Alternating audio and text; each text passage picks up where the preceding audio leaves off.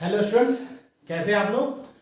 आप सबका मेरे यूट्यूब चैनल केमिस्ट्री अड्डा में स्वागत है। केमिकल बॉन्डिंग हमने स्टार्ट कर दी है। उसमें पहला लेक्चर हमने दे दिया है जिसमें हमने बॉन्डिंग का इंट्रोडक्शन पार्ट डिस्कस किया था।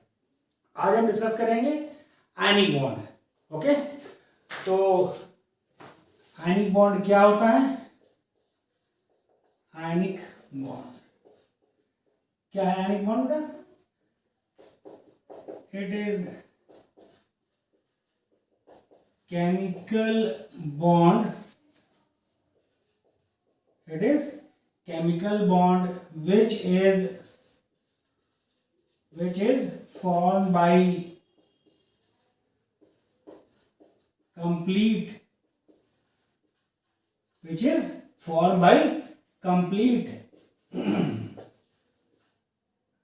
complete transfer of one or two or three electron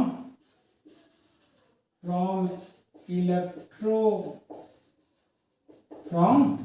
electropositive elements to electronegative element to attain inert gas electronic configuration।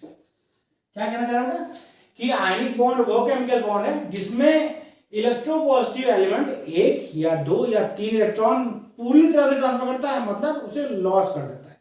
Electropositive element loss करता है, किसको देता है? इलेक्ट्रोनेगेटिव एलिमेंट को। ऐसा वो इसलिए करता है क्योंकि वो अपना ऑक्टेट पूरा करना चाहता है या इनर्ट गैस कॉन्फिगरेशन पाना चाहता है।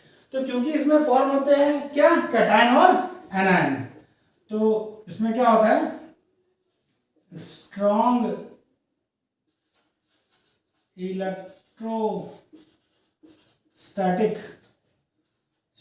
Electrostatic force of attraction, strong electrostatic force of attraction acts between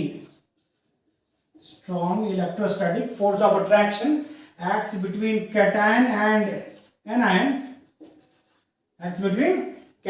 and anion, hence it is also called electrovalent. क्योंकि बेटा जो फॉर्म होती है इसमें इलेक्ट्रॉन लॉस करने के बाद उसे क्या होती है? कैटायन होती है, और जो इलेक्ट्रॉन गेन करता है वो एनायन। तो उनके बीच में स्ट्रॉन्ग इलेक्ट्रोस्टैटिक फोर्स लगता है। इसीलिए आयनिक बॉन्ड को इलेक्ट्रोवैलेंट बॉन्ड भी कहते हैं। क्या कहते हैं? आयनिक बॉन्ड को इलेक्ट्रोवैलेंट बॉन्ड भी कहते हैं। फिर आगे हम आपको और चीज बताएं, यानी भाई जितना इलेक्ट्रॉन कोई भी इलेक्ट्रोपॉजिटिव एलिमेंट लॉस करेगा या इलेक्ट्रोनेगेटिव एलिमेंट गेन करेगा, वो उसकी क्या कहलाती है? वो उसकी इलेक्ट्रोवैलेंसी कहलाती है। क्या कहलाती है? इलेक्ट्रोवैलेंसी। यानी इलेक्ट्रॉन लॉस और gain by an element, electron loss और gain by an element is known as its electrovalency. तो क्या बोलते हैं? उसकी इलेक्ट्रोवैलेंसी कहते हैं। जैसे हम एग्जांपल लेते हैं तो चीजें आपको क्लियर होंगी। जैसे हमने एक एग्जांपल लिया मैग्नीशियम का और ऑक्सीजन का। तो मैग्नीशियम का जो इलेक्ट्रॉनिक कॉन्सेंट्रेशन उसमें क्या है? उसके इलेक्ट्रॉन कितने होते हैं? 12 होते हैं, 2 8 2। और ऑक्सीजन का क्या होता है? 8 होते हैं, तो 2 और 6। यदि मैग्नीशियम 2 इलेक्ट्रॉन लॉस कर दे, कंप्लीटली लॉस कर दे, यानी उसको निकाल दे, तो क्या हो जाएगा? ये 2 इलेक्ट्रॉन जब इसके पास से ऑक्सीजन के पास चला जाएगा तो क्या बन जाएगा? तब यहां पर बन जाएगा Mg+2। भाई 2 इलेक्ट्रॉन उसने लॉस कर दिया तो कैटायन फॉर्म हुआ, क्योंकि 2 लॉस किया 2 इलेक्ट्रॉन, इसलिए इस पर 2 पॉजिटिव चार्ज है। तो अब क्या हो गया इसका? ये नियॉन का कॉन्फ़िगरेशन है 2 8 ऑक्टेट पूरा हो गया इसका, अब स्टेबल है। और ऑक्सीजन ने जो 2 इलेक्ट्रॉन लिए थे ये O-2 हो गया। अब यहाँ पर भी क्या हो गया 2 और 8, तो दोनों का ऑक्टेट पूरा हो गया। और क्योंकि कैटायन और एनायन है, इनके बीच में जो फोर्स ऑफ अट्रैक्शन लगेगा वो क्या होगा, आयनिक बॉन्ड उसे बोलते हैं, या electrostatic force of attraction. Okay, अगला पॉइंट देखिए कि यदि हम 1 मोल कैटायन, 1 मोल gaseous cation, 1 gram mole gaseous cation combine करता है 1 ग्राम मोल गैसियस एनायन से, 1 gram mole gaseous cation combine करता है, यानी बॉन्ड फॉर्म करता है, तो क्या फॉर्म करेगा, एक्चुअली वो फॉर्म करेगा 1 मोल क्या फॉर्म करेगा, वो आयनिक क्रिस्टल फॉर्म करेगा। क्या फॉर्म करेगा, 1 gram mole ionic crystal form करेगा। साथ ही एक एनर्जी रिलीज होगी, उसे क्या बोलते हैं, यू को बोलते हैं लैटिस एनर्जी। क्या बोलते हैं, लैटिस एनर्जी। क्या कहते हैं, लैटिस एनर्जी।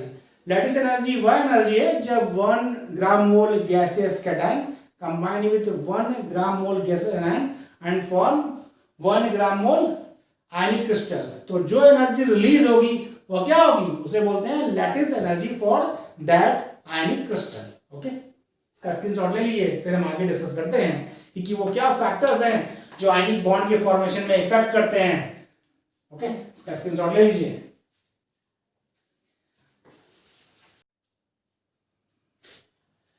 स्टूडेंट्स, अब हम डिस्कस करेंगे उन फैक्टर्स के बारे में जो आयनिक बॉन्ड को इफेक्ट करेंगे।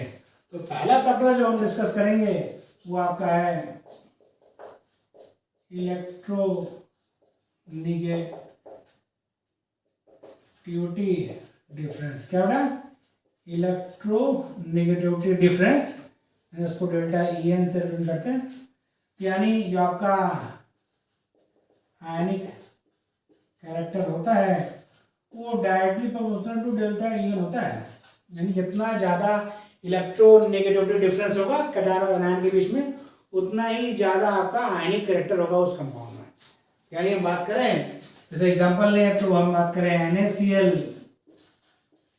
MgCl2, AlCl3 और SiCl4। आपको पता है लेफ्ट टू राइट जाने पर इलेक्ट्रोनेगेटिविटी बढ़ती है तो क्या होगा आपका, यानी इधर से हम इधर जाएंगे तो क्या होता जाएगा आपका, यानी आपका डेल्टा EN का वैल्यू क्या होगा, डेल्टा EN की वैल्यू डिक्रीज करेगी। क्या बेटा, डेल्टा EN की वैल्यू डिक्रीज करेगी। जब डेल्टा EN की वैल्यू डिक्रीज करेगी तो आपका आयनिक कैरेक्टर क्या होगा, आयनिक कैरेक्टर भी डिक्रीज होगा। यानी NaCl सबसे अधिक आयनिक, MgCl2 उससे कम, AlCl3 उससे कम और SiCl4 में आयनिक कैरेक्टर कम होता है। आपको पता है कि ये दोनों क्या है, कोवेलेंट कंपाउंड, ये दोनों क्या है, कोवेलेंट कंपाउंड है। अब हम बात करते हैं अगले फैक्टर की। तो अगला फैक्टर क्या है जो आयनिक बॉन्ड पर इफेक्ट करता है, वो है आपका आयनाइजेशन एनर्जी या आयनाइजेशन पोटेंशियल। होती क्या आयनाइजेशन एनर्जी आपको पीछे बता चुके हैं, फिर सुनिए। It is energy required to remove an electron from isolated gases atom from its outer most shell.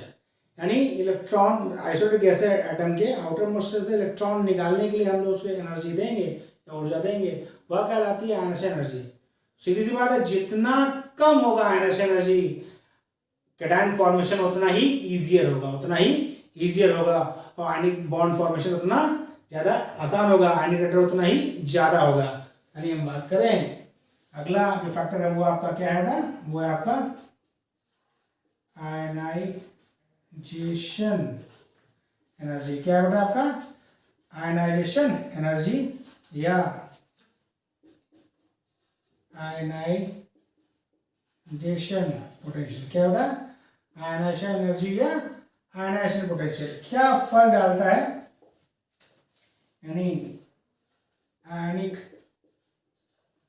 Character and ease of ionic character and ease of formation of cation. यानी कितनी आसानी से कैटायन का फॉर्मेशन हो सकता है, वो होता है inversely proportional, inversely proportional to ionization potential, inversely proportional to ionization potential, यानी जितना कम आयनाइजेशन पोटेंशियल हो गया उतनी आसानी से कैटायन फॉर्म होगा और आयनिक कैरेक्टर उतना ही ज्यादा होगा। यदि हम जैसे बात करें, सिंपली समझिए, lithium, sodium, potassium, rubidium, caesium, हम बात कर रहे हैं फर्स्ट ग्रुप की। उसमें क्या होगा, लिथियम है, सोडियम है, पोटेशियम, रुबिडियम, सीजियम है। ग्रुप में जब हम नीचे आते हैं, ग्रुप में नीचे आते हैं तो क्या होता है, ग्रुप में नीचे आने पर आयनाइजेशन पोटेंशियल क्या हो रहा है, डिक्रीज कर रहा है। आयनाइजेशन पोटेंशियल क्या हो रहा है, डिक्रीज हो रहा है, आपको पता है। ग्रुप में नीचे अगर साइज बढ़ेगा तो इलेक्ट्रॉन निकालना इजियर होगा। यानी ease of formation of cation की यदि हम बात करें, कितना आसानी से कैटायन फॉर्म होगा, ग्रुप में नीचे आने पर क्या होगा, पोटेंशियल बढ़ेगी। इसके मतलब ग्रुप में नीचे आने पर आयनिक कैरेक्टर कंपाउंड का क्या होगा, वो ज्यादा होगा। वो क्या होगा, ज्यादा होगा। उसी तरह हम लेफ्ट टू राइट बात करें, लेफ्ट टू राइट बात करें तो आपका, यदि हम बात करें आपकी LiF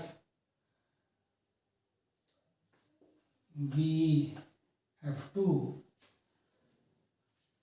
LiF BF2 BF3 की बात की जाए तो आप हम इधर बात कर रहे हैं तो इससे इधर से इधर जाने पे क्या हो रहा है बेटा, आपका आयनाइजेशन पोटेंशियल क्या बढ़ रहा है, इंक्रीज हो रहा है।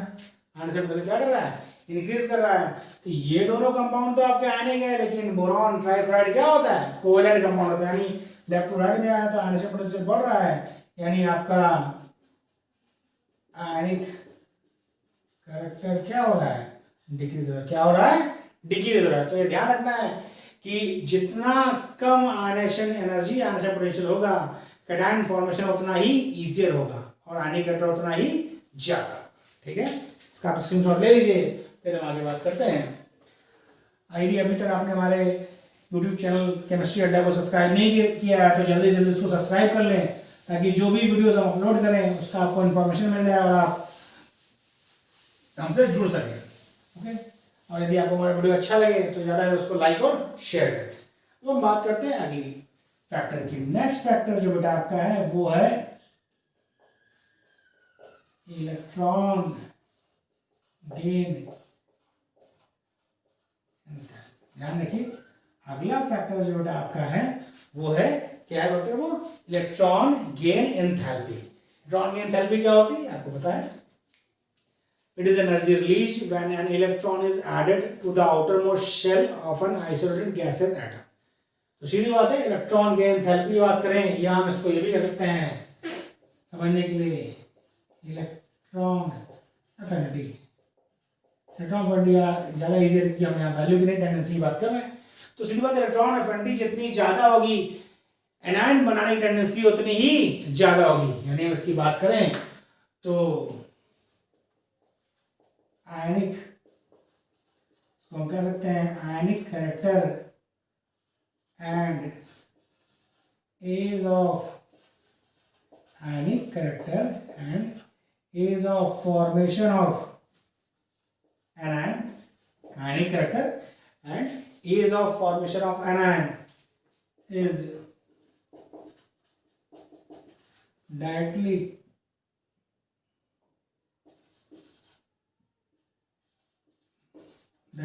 proportional to electron affinity. Electron affinity जितनी ज्यादा होगी उतना ही इजीली वो एनायन फॉर्म करेगा और उसमें आयनिक कैरेक्टर उतना ही ज्यादा होगा। जैसे हम बात करें, हमने 3 नॉन लिए, नाइट्रोजन, ऑक्सीजन, फ्लोरीन, इन तीनों की बात करें तो लेफ्ट टू राइट जाने में बेटा क्या हो रहा है, इलेक्ट्रॉन एफिनिटी क्या हो रही है, इंक्रीज हो रही है। क्या हो रही है, इंक्रीज हो रही है। यानी एज ऑफ एनायन फॉर्मेशन भी क्या हो रहा है, इंक्रीज हो रहा है। लेफ्ट से राइट जाने पर नाइट्रोजन से ज़्यादा आसान है ऑक्सीजन का आयन फॉर्मेशन, उससे इजियर है फ्लोरीन का आयन फॉर्मेशन। यानी हम बात करें तो आयनिक कैरेक्टर क्या होगा, इनके कंपाउंड्स का वो इंक्रीज करेगा, यानी नाइट्राइड से ज़्यादा आयनिक होगा ऑक्साइड, और उससे ज़्यादा आयनिक होगा किसी भी पर्टिकुलर मेटल का फ्लोराइड। ओके, ध्यान रखिए कि जितना ज़्यादा इलेक्ट्रॉन अफिनिटी होगा उतना ही ज़्यादा आपका क्या होगा, आयनिक कैरेक्टर होगा। स्क्रीनशॉट ले लिए। फिर अगले फैक्टर की बात करते हैं। तो नेक्स्ट फैक्टर जो है वो आपका है लैटिस एनर्जी। क्या हो रहा है लैटिस एनर्जी, हमने पीछे डिस्कस किया था कि लैटिस एनर्जी क्या होती है।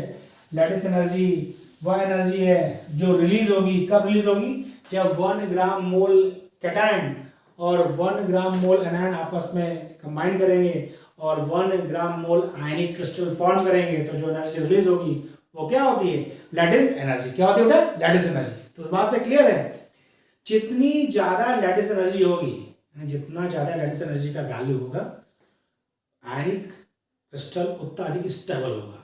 आयनिक क्रिस्टल क्या होगा, उतना अधिक स्टेबल होगा। इसको इस तरह समझिए, क्योंकि जितनी ज्यादा एनर्जी रिलीज होगी आयनिक क्रिस्टल फॉर्मेशन में, तो जब हमें उसे ब्रेक करना होगा, यानी उस बॉन्ड को तोड़ना होगा आयनिक बॉन्ड को, तो हमें उतनी ज्यादा एनर्जी बाहर से देनी पड़ेगी। सेम एनर्जी जितना रिलीज होगी उतनी देंगे तभी वो ब्रेक होगा और उतना ही स्ट्रॉन्ग आयनिक बॉन्ड फॉर्म होगा।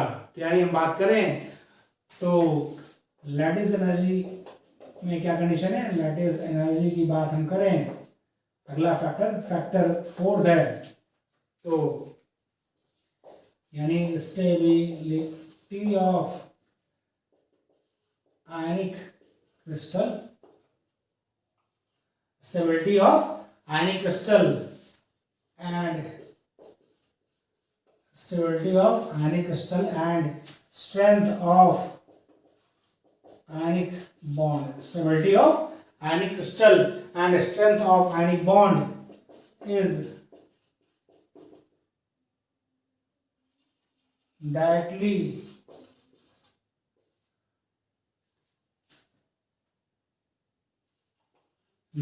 proportional to lattice energy. यानी जितनी ज्यादा लैटिस एनर्जी होगी, आपका आयनिक क्रिस्टल उतना अधिक स्टेबल होगा और आपका आयनिक बॉन्ड का स्ट्रेंथ उतना ज्यादा होगा। तो हम देखते हैं कि लैटिस एनर्जी खुद किस पर डिपेंड करती है, यानी फैक्टर्स अफेक्टिंग लैटिस एनर्जी। भाई यदि ये क्लियर हो जाएगा तो बात क्लियर हो जाएगी कि आयनिक क्रिस्टल्स की स्टेबिलिटी किस पर डिपेंड करेगी, फैक्टर्स अफेक्टिंग लैटिस एनर्जी। यदि हम ये क्लियर कर लें तो मामला हमारा क्या हो जाएगा, एकदम क्लियर हो जाएगा कि कौन से फैक्टर हैं जो लैटिस एनर्जी को अफेक्ट करेंगे। तो सीधी बात है, वो फैक्टर आपके आयनिक बॉन्ड की स्ट्रेंथ को भी अफेक्ट करेंगे। तो पहला जो फैक्टर इसमें है वो है बेटा आपका, वो है आपका रेडियस ऑफ आयंस। क्या बेटा, रेडियस ऑफ आयंस। इसके हम ये भी कह सकते हैं इंटर न्यूक्लियर डिस्टेंस। क्या बेटा, इंटर न्यूक्लियर डिस्टेंस को हम लोग कहते हैं IND, इंटर न्यूक्लियर डिस्टेंस। तो बेटा आपका जो लैटिस एनर्जी होता है, लैटिस एनर्जी वो इंटर न्यूक्लियर डिस्टेंस या रेडियस ऑफ कैटायन और रेडियस ऑफ एनायन के सम के इनवर्सली प्रोपोर्शनल होता है। क्या होता है बेटा, इनवर्सली प्रोपोर्शनल होता है। ऐसा इसलिए भाई सीधी बात है, जितना ज्यादा कैटायन और एनायन का साइज होगा, जितना दूर चार्ज होगा, उतना अट्रैक्शन कम होगा, उतना अट्रैक्शन फोर्स का वैल्यू क्या हो जाएगा, घट जाएगा। इसीलिए आपका क्या होता है, रेडियस ऑफ कैटायन और एनायन के इनवर्सली प्रोपोर्शनल होता है क्या, लैटिस एनर्जी। यानी जितना बड़ा आपका कैटायन आयन होगा, आयनिक बॉन्ड का स्ट्रेंथ उतना ही कम होगा, उतना ही क्या हो जाएगा बेटा, कम हो जाएगा। दूसरा फैक्टर क्या है, हम दूसरे फैक्टर की बात करते हैं। अभी हम एग्जांपल लेंगे तो आपको चीजें क्लियर हो जाएंगी। पहले आप समझ लीजिए इसको अच्छे से। दो फैक्टर जो इफेक्ट करते हैं लैटिस एनर्जी को, एक फैक्टर आपका क्या है, वो है आपका रेडियस ऑफ आयंस और दूसरा फैक्टर आपका है चार्ज ऑन, यानी आयंस पर क्या चार्ज है।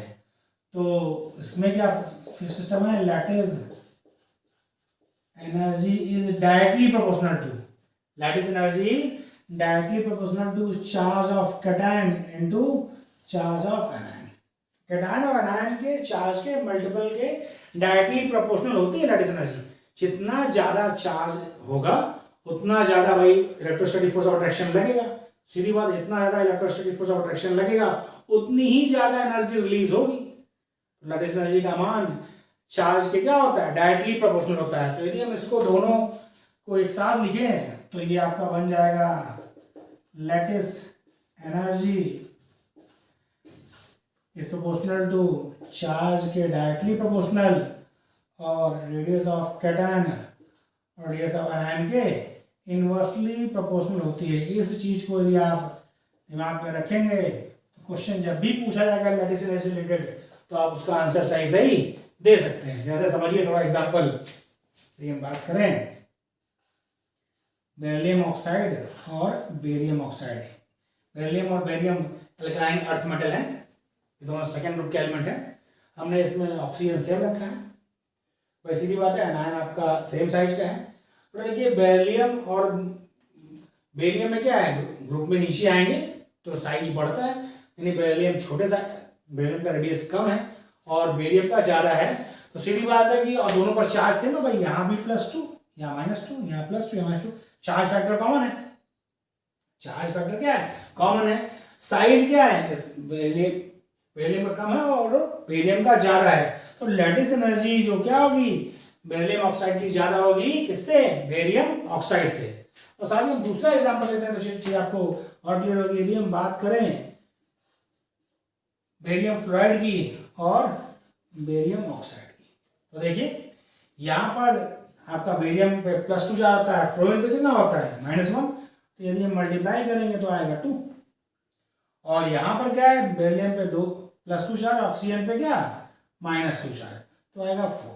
सीधी बात है, जो चार्ज फैक्टर है वो बेरिलियम ऑक्साइड में ज्यादा है as compare to beryllium fluoride, यानी बेरिलियम ऑक्साइड की जो लैटिस एनर्जी होगी वो बेरिलियम फ्लोराइड से क्या होगी, ज्यादा होगी। तो इस कंसिडरेशन से मतलब इसको समझकर आप लैटिस एनर्जी की वैल्यू किसकी कम होगी किसकी ज्यादा होगी, आपका आयनिक कंपाउंड कौन ज्यादा स्टेबल हो कौन कम स्टेबल होगा वो डिसाइड कर सकते हैं। कोई समस्या नहीं। अब हम आगे डिस्कस करेंगे प्रॉपर्टीज ऑफ आयनिक कंपाउंड्स, यानी आयनिक कंपाउंड्स की क्या प्रॉपर्टीज हैं। ओके, तो इसका स्क्रीनशॉट ले लीजिए, फिर हम आगे डिस्कस करते हैं प्रॉपर्टीज।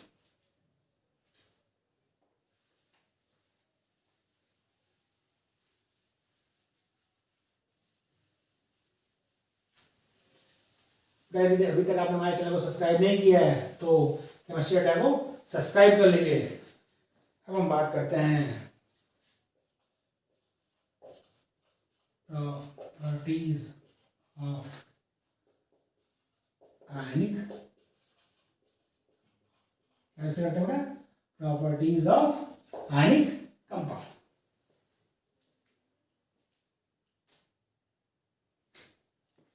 तो हम जो पहले डिस्कस करते हैं वो है first property physical state. Physical state तो क्या बेटा, आयनिक कंपाउंड्स की बात हम कर रहे हैं तो एट रूम टेम्परेचर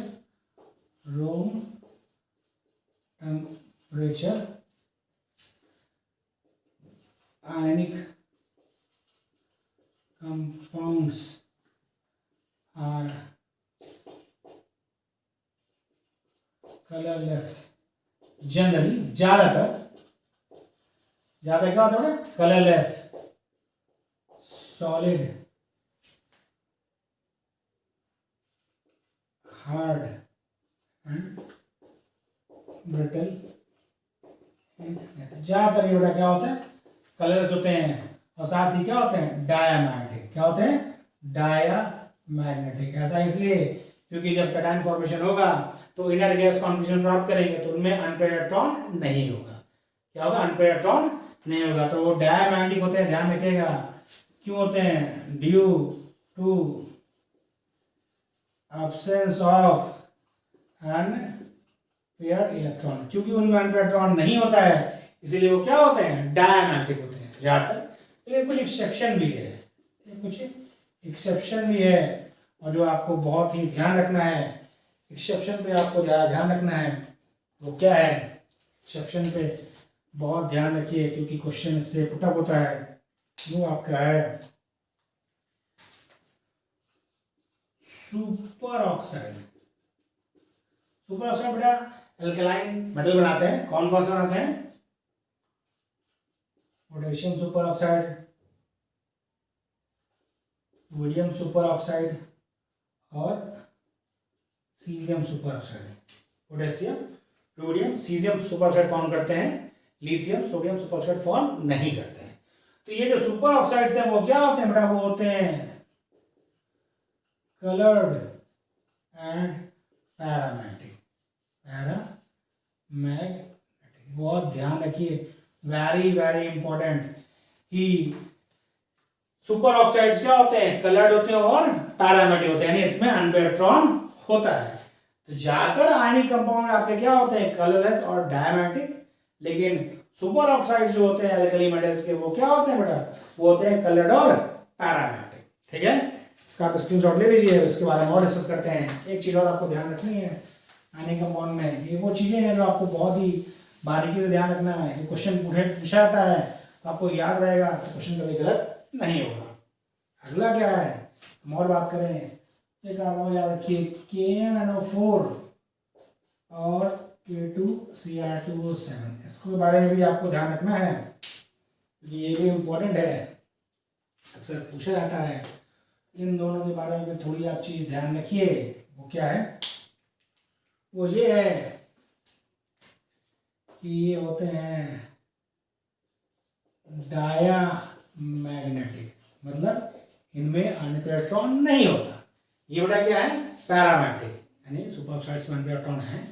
लेकिन KMnO4 potassium परमैग्नेट, K2Cr2O7 potassium dichromate diamagnetic होते हैं, यानी इनमें अनपेयर्ड इलेक्ट्रॉन नहीं होता। लेकिन ये होते हैं क्या? ये कलर्ड होते हैं। ये ध्यान रखिए, ये दोनों क्या है? डायमैग्नेटिक है लेकिन कलर्ड है। कलर्ड क्यों है? इस पर भी क्वेश्चन पूछा जाता है, तो ध्यान रखना आपको। ड्यू टू चार्ज ट्रांसफर, ये टर्म आपको ध्यान रखना है, ड्यू टू चार्ज ट्रांसफर, यानी ये कलर्ड है। क्यों कलर्ड है? Due to charge transfer. ये क्या होता है? हम लोग कोऑर्डिनेशन कंपाउंड डिस्कस करेंगे तो वहां उसकी बात की जाएगी। अभी आप फिलहाल याद रखिए कि KMnO4 और K2Cr2O7 डायमैग्नेटिक इन नेचर और कलर होते हैं। कलर उनका इसलिए होता है क्योंकि उसमें होता है चार्ज ट्रांसफर। ओके, क्लियर है? अब इसका स्क्रीनशॉट ले लीजिए। फिर हम अगली प्रॉपर्टी की बात करते हैं। अब हम बात कर रहे हैं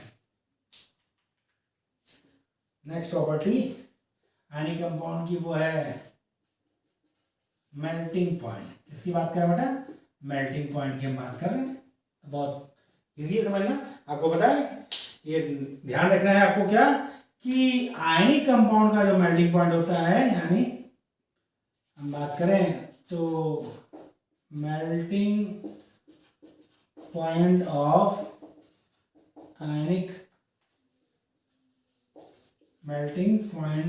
आयनिक compounds are higher than covalent compounds, यानी आयनिक कंपाउंड्स का मेल्टिंग पॉइंट हमेशा कोवैलेंट कंपाउंड से ज्यादा होता है। क्यों? बिकॉज, ऐसा क्यों होता है? Because strong electrostatic force of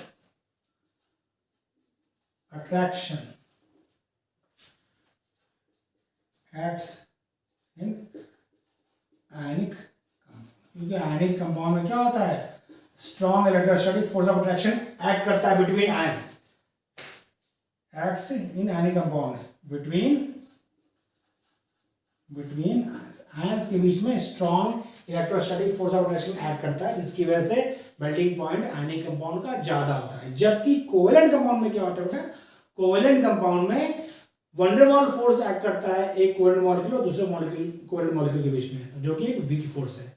इसीलिए कोवैलेंट कंपाउंड्स का मेल्टिंग पॉइंट कम होता है और आयनिक कंपाउंड का मेल्टिंग पॉइंट ज्यादा होता है। जैसे समझिए, यदि हम बात करें NaCl, MgCl2,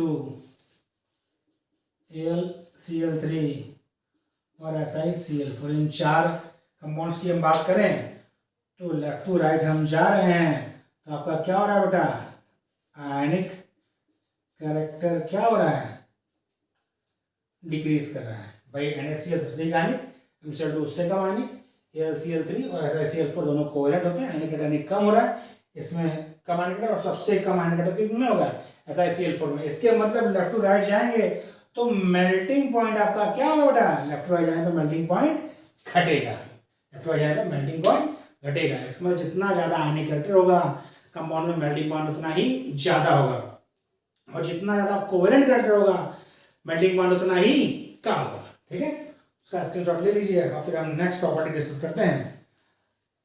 अगली प्रॉपर्टी जो हमें डिस्कस करना है आयनिक कंपाउंड की वो है कंडक्टिविटी। वेरी इंपॉर्टेंट प्रॉपर्टी है इसकी कंडक्टिविटी पे, अक्सर क्वेश्चन आता है, आपको बहुत ध्यान रखना है कि कैसे किसकी ज्यादा होगी किसकी कम होगी, और किस मतलब कि आयनिक कंपाउंड की ज्यादा होगी किसकी कम होगी, और क्यों ज्यादा और क्यों कम होगी। हम बात कर रहे हैं इसकी कंडक्टिविटी, बहुत ध्यान समझिएगा, very important property.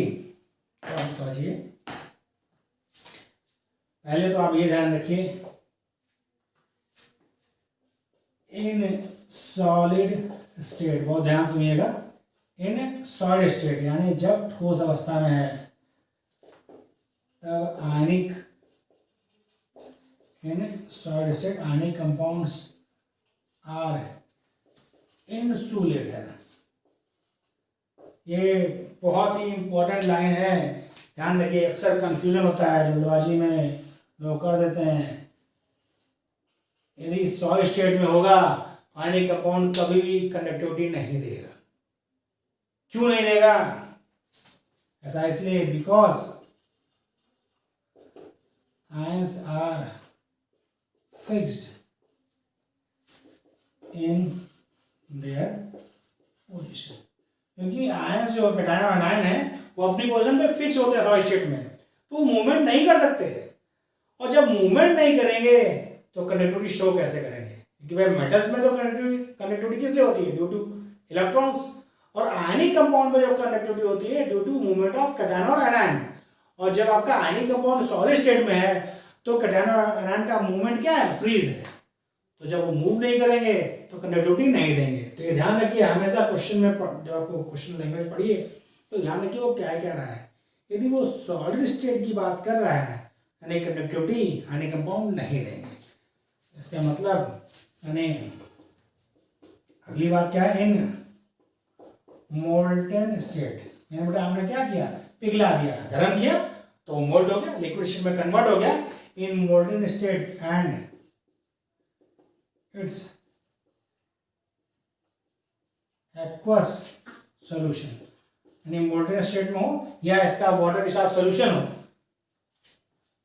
Show conductivity, तो क्या करेगा, कंडक्टिविटी शो करेगा, लेकिन सॉलिड स्टेट में कंडक्टिविटी शो नहीं करेगा। सिंपल सी बात करें यदि हम, तो NaCl यदि सॉलिड है तो वो इंसुलेटर हो गया, इसको हमने मोल्ड कर दिया तो उसकी कंडक्टिविटी क्या हो गई, डेवलप हो गई, यानी हम बात कर रहे हैं NaCl लिक्विड की, भाई मोल्ड करेंगे तो लिक्विड में कन्वर्ट होगा, और सबसे ज़्यादा कंडक्टिविटी किसकी होगी, NaCl एक्वस सॉल्यूशन की, यानी वाटर के साथ सॉल्यूशन बनाएंगे उसकी कंडक्टिविटी सबसे ज़्यादा, मोल्ड उससे कम, और ये आपका क्या था, ये था आपका इंसुलेटर, यानी कंडक्टिविटी नहीं देगा।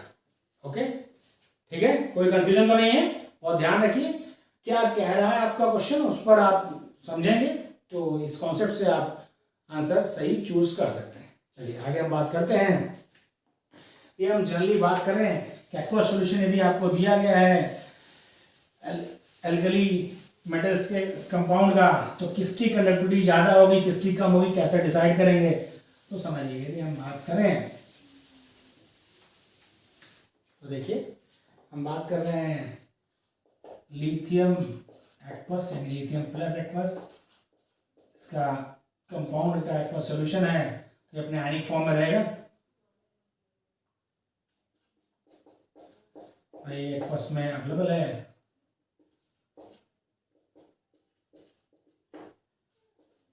तो इसमें कंडक्टिविटी ऑर्डर क्या होगा हम उसकी बात कर रहे हैं, किसकी कंडक्टिविटी ज़्यादा होगी किसकी कम होगी, क्यों ज़्यादा होगी क्यों कम होगी उसकी हम बात कर रहे हैं, तो समझिए भाई। यहाँ बात की जा रही है तो बेटा देखिए, यदि हम ग्रुप में नीचे आ रहे हैं तो क्या फर्क पड़ रहा है। पहली बात समझिए, पहला टर्म हमने यूज किया चार्ज डेंसिटी का। क्या यूज किया बेटा? चार्ज डेंसिटी का। तो ग्रुप में नीचे जो चार्ज डेंसिटी मतलब चार्ज बाई साइज होता है, यानी चार्ज तो बेटा lithium plus sodium plus potassium plus sodium plus caesium plus इन सब पर यूनिट पॉजिटिव चार्ज है तो चार्ज सेम है। लेकिन ग्रुप में नीचे आने पे क्या हो रहा है, साइज बड़ा हो रहा है। साइज बड़ा होगा तो चार्ज डेंसिटी क्या होगी? घटेगी। यानी ग्रुप में नीचे आ रहे हैं तो चार्ज डेंसिटी डिक्रीज कर रही है। और क्या हो रहा है, ग्रुप में नीचे आ रहे हैं तो डिग्री ऑफ हाइड्रेशन, ये क्या होता है भाई? बड़ा समझिए ध्यान से। डिग्री ऑफ हाइड्रेशन की बात करें तो उसको समझिए भाई, हमने वाटर में उसको डिजोल्व किया अनेक कंपाउंड्स को, तो कैटायन आयन में टूट गए।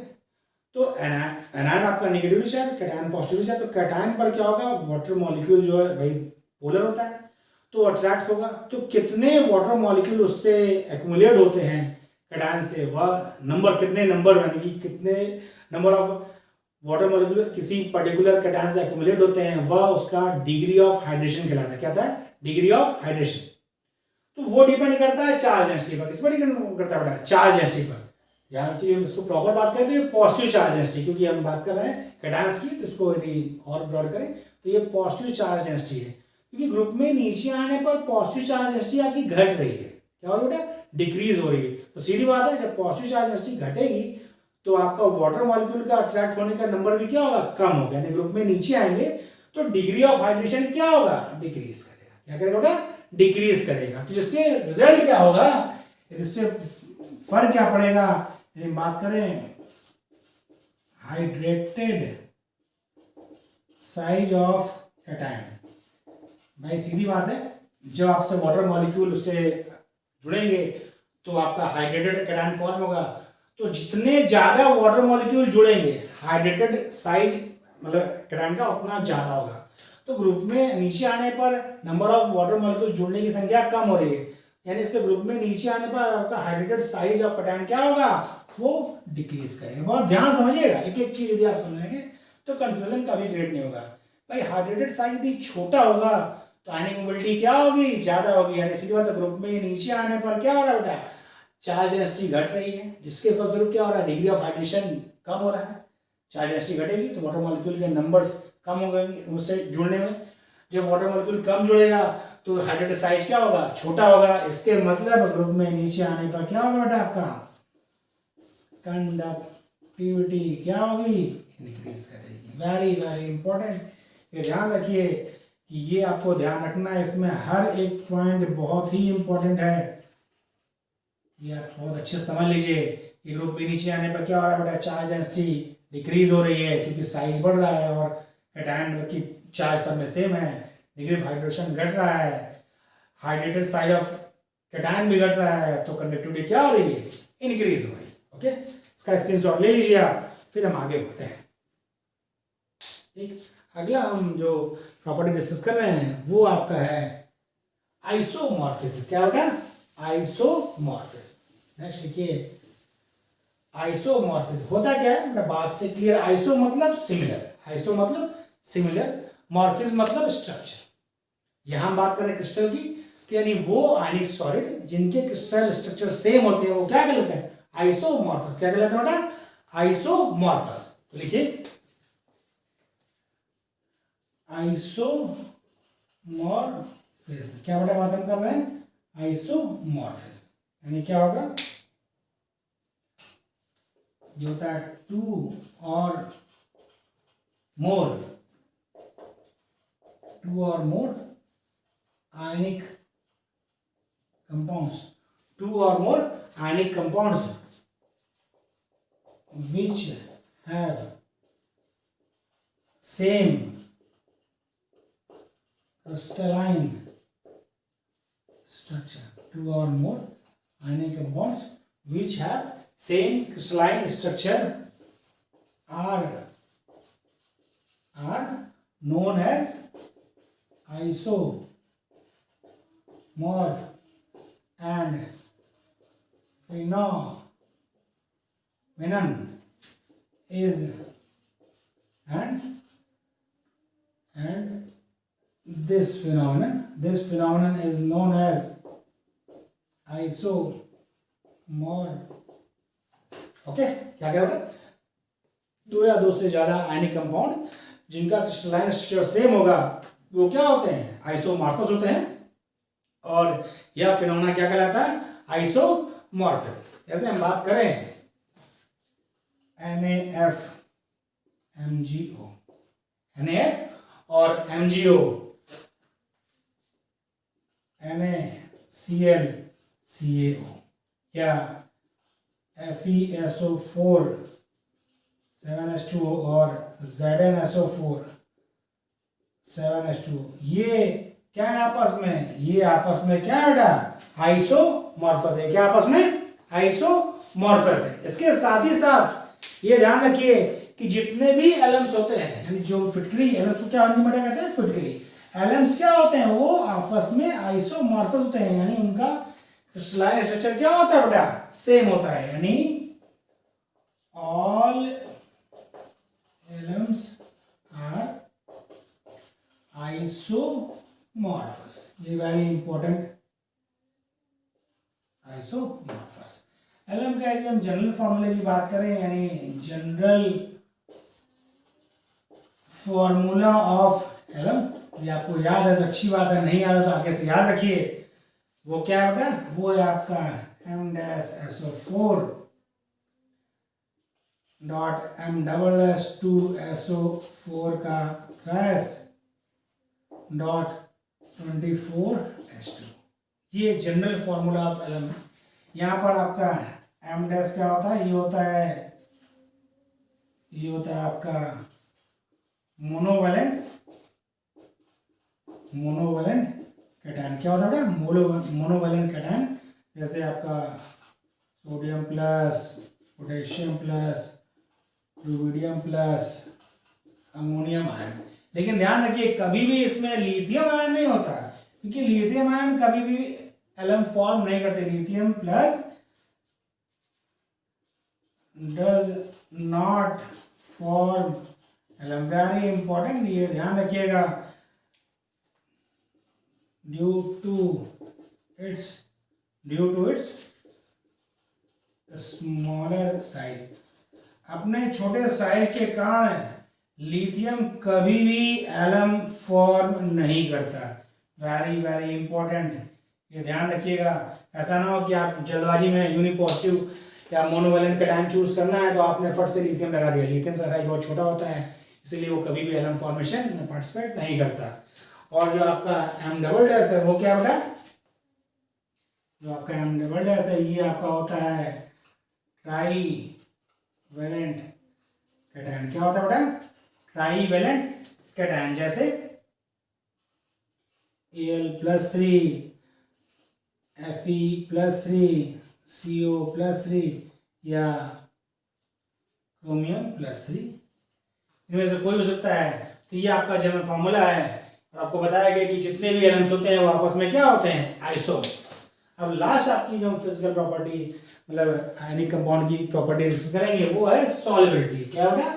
सॉल्युबिलिटी वेरी इंपॉर्टेंट प्रॉपर्टी है। सॉल्युबिलिटी पे क्वेश्चन अक्सर आते रहते हैं, तो आप ये ध्यान रखिए। सॉल्युबिलिटी ऑफ आयनिक कंपाउंड की बात हम कर रहे हैं, तो सॉल्युबिलिटी कैसे डिसाइड होगी? कौन सॉल्युबल होगा, कौन नहीं सॉल्युबल होगा, ये कैसे कंफर्म करेंगे, उसकी बात हम करते हैं। Solubility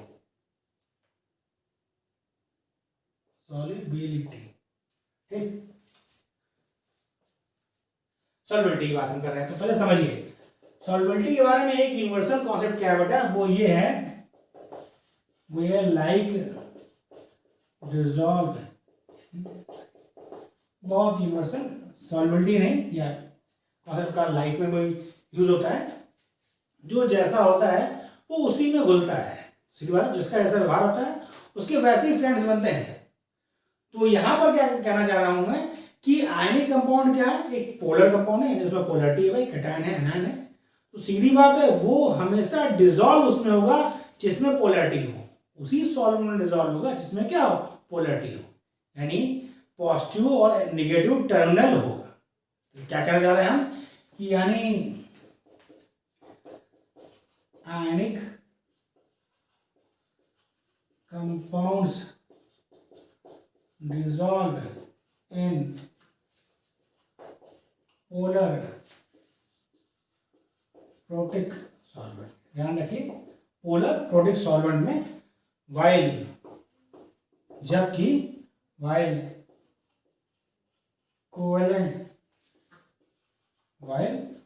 covalent compound dissolved in non polar solvent.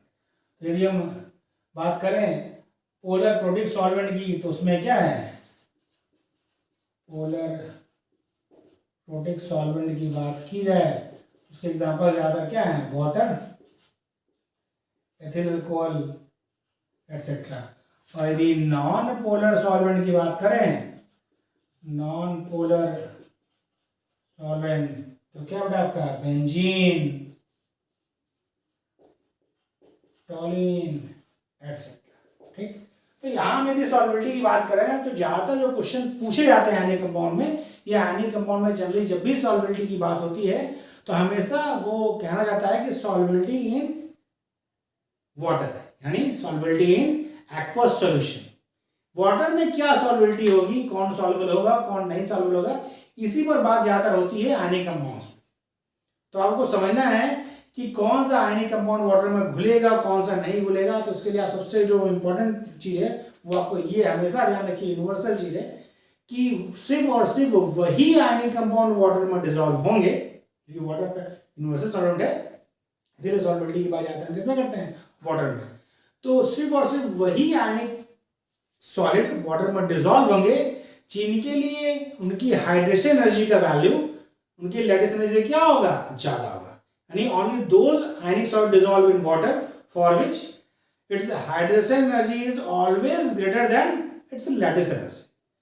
जब तक हाइड्रेशन एनर्जी से लैटिस एनर्जी की वैल्यू ज़्यादा नहीं होगी तब तक सॉलिड डिजॉल्व वाटर में नहीं होगा, ये ध्यान रखिए, इसका कोई एक्सेप्शन नहीं है। ओके, ठीक है। तो चलिए हम थोड़ा समझते हैं फिगर से, थोड़ा आपको हम समझाते हैं इसको फिगर ड्रॉ करके, तब आपको चीज़ समझ आएगी कि कैसे हाइड्रेशन एनर्जी ज़्यादा होनी चाहिए लैटिस एनर्जी से सॉल्वेंट होने के लिए किसी भी आयनिक सॉलिड को। समझिए थोड़ा, ये आप समझेंगे तो चीज़ें क्लियर हो जाएंगी। हम एक सिंपल सा एग्जांपल लेते हैं सोडियम क्लोराइड का। भाई सोडियम क्लोराइड में Na+Cl- होता है, भाई ये कैटायन है ना, इनके बीच में जो अट्रैक्शन फोर्स वर्क कर रहा है वो क्या है बेटा, यानी जो उनके बीच में एनर्जी है वो क्या है, वो आपकी है, वो क्या बेटा आपकी लैटिस एनर्जी। लैटिस एनर्जी है, आपको बताइए भाई कैटायन आयन में जो है आयनिक सॉल्ट में एनर्जी वो क्या है, lattice energy. Clear, lattice energy से जुड़े हुए हैं, कहते हैं भाई एक NaCl दूसरा ऐसा आपस में किससे जुड़े हैं, लैटिस एनर्जी से। जब हम सोडियम क्लोराइड को वाटर में डालते हैं, पानी में डालेंगे, स्टर करेंगे तो क्या होगा, वाटर के मॉलिक्यूल्स के पास आएंगे। तो वाटर मॉलिक्यूल्स के पास आएंगे बेटा, तो आपको पता है कि वाटर की बात करें तो H2O में क्या होता है, ऑक्सीजन की इलेक्ट्रॉन नेगेटिविटी ज़्यादा है एज कंपेयर टू हाइड्रोजन, इसलिए इस पर पार्शियल नेगेटिव और हाइड्रोजन पर पार्शियल पॉजिटिव। भाई ये पोलर प्रोटिक सॉल्वेंट है तो पोल डेवलप होगा, पॉजिटिव नेगेटिव पोल डेवलप होगा, यानी हाइड्रोजन आपका पॉजिटिव पोल है और ऑक्सीजन नेगेटिव पोल है। तो जब वाटर में NaCl को हम डिजॉल्व करेंगे तो सीधी बात है जो आपका नेगेटिव टर्मिनल यानी क्लोराइड है उसकी तरफ कौन आएगा, उसकी तरफ आएगा हाइड्रोजन का वाटर का, भाई क्योंकि इस पर क्या है, इस पर पार्शियल पॉजिटिव चार्ज है। ओके, और सोडियम की तरफ कौन आएगा, सोडियम की तरफ आएगा आपका ऑक्सीजन वाला पोर्शन, क्योंकि इस पर पार्शियल नेगेटिव है। यहाँ तक मुझे कोई कंफ्यूजन नहीं है भाई ये पॉजिटिव है तो इसकी तरफ कौन आएगा, नेगेटिव। हमने एक मॉलिक्यूल दिखाया, मॉलिक्यूल और भी आते हैं, ज़्यादा हमने बनाने ताकि उसमें हौच पौच ना हो। बड़ा देखिए जब वाटर आपका मॉलिक्यूल इसका हाइड्रोजन टर्मिनल इधर आएगा तो सीधी बात है ये नेगेटिव पार्ट और ये पॉजिटिव पार्ट, इनमें अट्रैक्शन होगा, अट्रैक्शन होगा तो एनर्जी रिलीज होगी। तो जो यहाँ पर एनर्जी रिलीज होती है, हम इसको ग्रीन से बना रहे हैं, तो यहाँ पर जो एनर्जी रिलीज होगी या यहाँ पर जो एनर्जी रिलीज होगी वो कहलाती है, क्या कहलाती है बेटा, हाइड्रेशन एनर्जी। क्या कहलाती है, हाइड्रेशन एनर्जी। क्या कहलाती है बेटा, हाइड्रेशन एनर्जी। क्या कहलाती है, हाइड्रेशन एनर्जी। तो सीधी सी बात है, यहां से बात क्लियर है कि जब तक इस एनर्जी का मान यानी हाइड्रेशन एनर्जी का मान, ये एनर्जी जो है लैटिस एनर्जी से ज्यादा नहीं होगा, तब तक ये बॉन्ड ब्रेक नहीं होगा। जब तक ये बॉन्ड ब्रेक नहीं होगा तब तक NaCl वाटर में डिसॉल्व नहीं होगा। यानी सिर्फ और सिर्फ यानी किसी भी आयनिक कंपाउंड के लिए क्या है बेटा, only those ionic compound dissolve in water for which only those compound dissolve in water for which its hydration energy is higher than its lattice energy। बात क्लियर है? जो आपको कॉन्सेप्ट लिखा हमने यहाँ समझा दिया, यानी सिर्फ वही आयनिक सॉलिड वाटर में डिसॉल्व होंगे जिनके लिए उनकी हाइड्रेशन एनर्जी का मान लैटिस एनर्जी क्या होगा, ज्यादा होगा। यहाँ इस फिगर से बात क्लियर है कि जब तक ये जो एनर्जी में ग्रीन से दिखा रहे कि उसकी वैल्यू इससे ज्यादा नहीं होगी, ये बॉन्ड ब्रेक नहीं होगा, और जब तक आपका NaCl Na+ और Cl- में टूट के डिसॉल्व नहीं होगा तब तक वो सॉल्युबल नहीं होगा। तो यानी लैटिस एनर्जी से ज्यादा मान हाइड्रेशन एनर्जी होगा तभी सॉलिड घुलेगा, नहीं तो डिसॉल्व नहीं होगा। इसके साथ ये लेक्चर हम कंप्लीट कर रहे हैं। नेक्स्ट लेक्चर जो हमारा लेक्चर 3 होगा वो होगा फजान रूल पर, यानी पोलराइजेशन की बात हम करेंगे, यानी आयनिक कंपाउंड्स में जो कोवेलेंट इलेक्ट्रॉन डेवलप होता है उसकी बात हम करेंगे नेक्स्ट लेक्चर में। यदि आपको हमारा वीडियो अच्छा लगा तो इसको ज़्यादा शेयर और लाइक करें और मेरे चैनल को सब्सक्राइब करें।